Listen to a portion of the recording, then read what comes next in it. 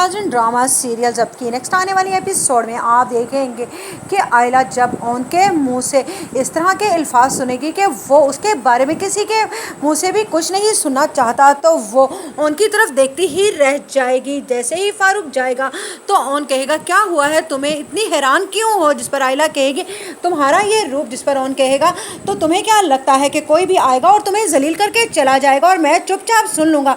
बीवी हो तुम, मेरी इज्जत हो, और तुम्हारे ऊपर कोई कीचड़ उछाले मैं उसके मुंह पर ही ना मल दूंगा वो कीचड़। जिस पर आयला हैरान हो जाएगी कि ओन इतनी इज्जत और इतनी मोहब्बत करता है उससे, और वो क्या कर रही है, अपनी इतनी मोहब्बत करने वाले इंसान की नाकदरी करके वो कुछ अच्छा नहीं कर रही। इधर आप देखेंगे कि शमसा बेगम को भी दो टोक सुना देगी आयला कि अब ओन मेरा शौहर है, इसीलिए आप बेहतर यही होगा कि अपना लहजा दुरुस्त कर लें उसके साथ। उधर आप देखेंगे कि बीजान की जैसे ही तबीयत संभलेगी तो वो आयला से कहेंगी कि अगर तुम वाकई उसके साथ नहीं रहना चाहती तो मैं कहती हूँ उनसे वो तुम्हें तलाक दे दे। जिस पर कहेगी आयला बीजान ये क्या कह रही हैं आप, मैंने ऐसा कभी भी नहीं चाहा। जिस पर कहेगी बीजान लेकिन शमसा तो ऐसा ही चाहती है और तुम्हारा रवैया भी ओन के साथ यही साबित कर रहा है। जिस पर आयला शर्मिंदा हो जाएगी और कहेगी कि मैं ओन को दिल से कबूल करने के लिए तैयार हूँ। और ये बातें जैसे ही रिमला सुनेगी तो वहाँ से पैर पटकती हुई चली जाएगी।